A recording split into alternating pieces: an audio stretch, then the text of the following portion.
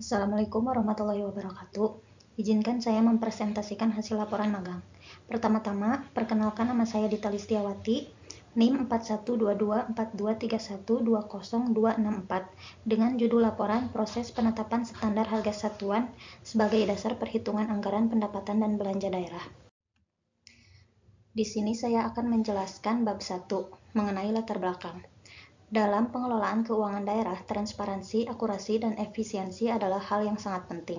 Penetapan standar harga satuan menjadi sangat krusial karena akan menjadi acuan utama dalam penyusunan anggaran, pendapatan, dan belanja daerah. Bila penetapan standar harga satuan tidak tepat, anggaran bisa membengkak dan membuka peluang terjadinya penyimpangan atau korupsi. Selanjutnya, bab 2, akuntansi. Akuntansi merupakan suatu proses sistematis yang mencakup pencatatan, pengklasifikasian, dan pelaporan informasi keuangan.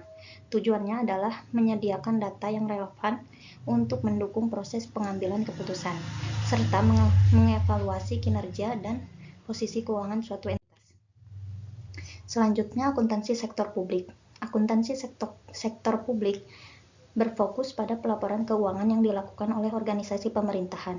Tujuan utamanya adalah untuk menjamin akuntabilitas dan transparansi dalam penggunaan dana publik, serta memberikan landasan dalam perumusan kebijakan fiskal di tingkat daerah. Selanjutnya, standar harga satuan. Standar harga satuan adalah harga maksimum yang dapat dijadikan dasar dalam memperkirakan biaya dalam APBD. Penetapan harga ini dilakukan setiap tahun oleh kepala daerah, biasanya melalui survei pasar. Standar harga satuan kemudian digunakan dalam penyusunan rencana kerja dan anggaran RKA, serta dalam evaluasi anggaran oleh masing-masing APBD. Selanjutnya, definisi harga satuan. Harga satuan adalah besaran biaya atau nilai rupiah yang ditetapkan untuk satu jenis barang atau jasa tertentu. Harga ini digunakan sebagai acuan dalam penyusunan anggaran belanja daerah. Perhitungan menjadi lebih efisiensi, terukur, dan sesuai dengan standar yang berlaku.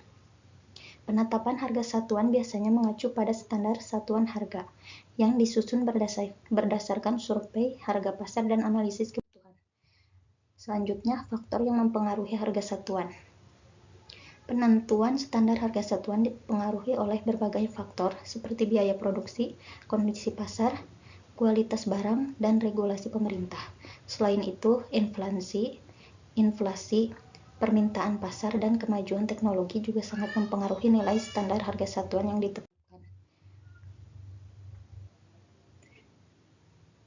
Selanjutnya, metode penetapan standar harga satuan. Dalam proses penetapan standar harga satuan, beberapa pendekatan digunakan seperti metode biaya ditambah margin, berdasarkan harga pasar, dan berdasarkan nilai manfaat. Pemerintah juga mengadopsi metode activity-based costing dan menggunakan sistem lelang agar tercapai efisiensi biaya. Selanjutnya, peran standar harga satuan dalam anggaran. Standar harga satuan digunakan sebagai dasar dalam menghitung estimasi biaya dalam rencana anggaran biaya. Dengan standar harga satuan, pengawasan pengeluaran menjadi lebih mudah dan efisien, serta membantu menentukan batas maksimal belanja yang dapat dianggarkan oleh pemerintah daerah. Selanjutnya, ada pengertian APBD. Anggaran pendapatan dan belanja daerah adalah rencana keuangan tahunan daerah yang mengatur pendapatan dan belanja pemerintah daerah. Rencana ini disusun bersama dengan DPRD dan ditetapkan melalui peraturan daerah.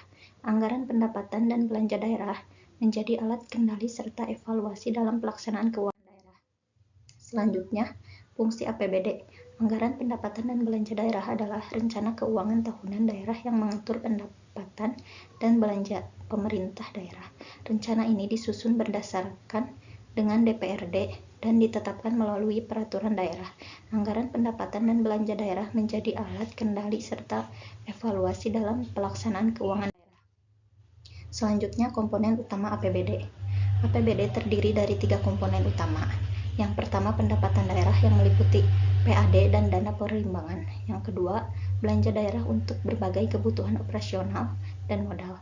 Yang ketiga, serta pembiayaan daerah yang bisa berupa pinjaman atau pengeluaran pembiayaan lainnya. Selanjutnya, penyusunan APBD. Penyusunan anggaran pendapatan dan belanja daerah melewati beberapa tahapan dimulai dari Musrenbag, penyusunan RKPD, KUA PPAS, hingga penyusunan RKA SKPD. Proses ini dilakukan secara terbuka dan partisipatif, serta wajib disahkan melalui Perda sebelum tanggal 31 Desember.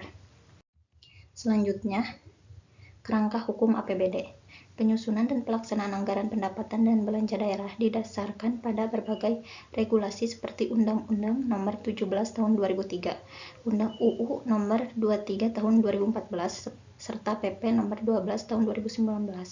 Selain itu, teknis penyusunan diatur melalui Permendagri dan ditetapkan dalam Perda sebagai aturan daerah. Selanjutnya, bab 3, Profil BPKAD Kota Cimahi. Badan Pengelola Keuangan dan Aset Daerah (BPKAD) merupakan perangkat daerah yang membantu wali kota dalam pengelolaan keuangan dan aset. Badan Pengelolaan Keuangan dan Aset Daerah (BPKAD) Kota Cimahi dibentuk pada 1 Januari 2017, hasil dari restrukturisasi organisasi daerah. Tujuan utamanya adalah mengelola keuangan dan aset milik daerah. BPKAD Cimahi juga telah berhasil meraih opini WTP dari BPK RI sebagai bentuk transparansi dan akuntabilitas keuangan. Selanjutnya, struktur organisasi. Struktur organisasi BPKAD terdiri atas seorang kepala, sekretariat, bidang anggaran, bidang perbendaharaan, bidang akuntansi, dan bidang pengelolaan barang milik daerah.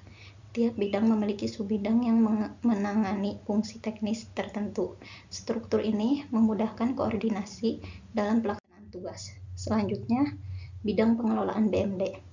Bidang ini bertujuan dalam penatausahaan, pemanfaatan, pengamanan, dan pelaporan aset daerah, termasuk juga penghapusan aset dan penyusunan neraca aset daerah.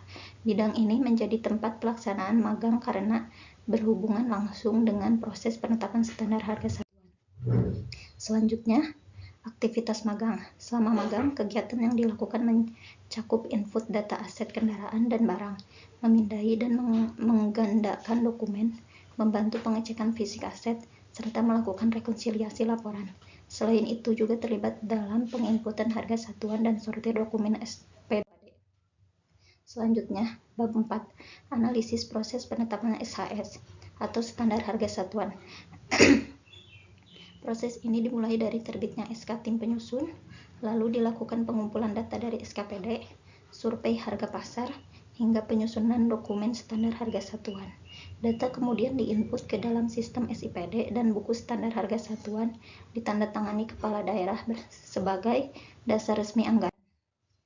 Selanjutnya, permasalahan dalam proses. Terdapat beberapa kendala dalam proses penetapan standar harga satuan, seperti perbedaan harga antar toko, keterlambatan atau ketidaklengkapan data dari SKPD, serta proses input yang masih banyak dilakukan secara manual sehingga memperlambat pekerjaan. Selanjutnya, bab 5, kesimpulan. Melalui magang ini, diperoleh pemahaman langsung mengenai pentingnya standar harga satuan dalam pengendalian anggaran daerah. Proses ini tidak hanya teknis, tetapi juga memerlukan koordinasi dan akurasi tinggi. Pengalaman ini sangat berharga bagi karir di bidang keuangan publik. Selanjutnya, refleksi diri. Pengalaman magang mengajarkan banyak pengalaman pentingnya ketelitian, efisiensi, akurasi, kerjasama, dan tanggung jawab dalam lingkungan pemerintahan. Pengalaman ini memperluas wawasan dan menjadi bekal berharga dalam memasuki dunia kerja, terutama di sektor publik dan tata kelola keuangan. Sekian pemaparan hasil akhir laporan magang yang saya sampaikan. Mohon maaf apabila ada kesalahan atau perkataan yang kurang jelas. Terima kasih kepada seluruh pihak yang membantu dalam proses pelaksanaan magang.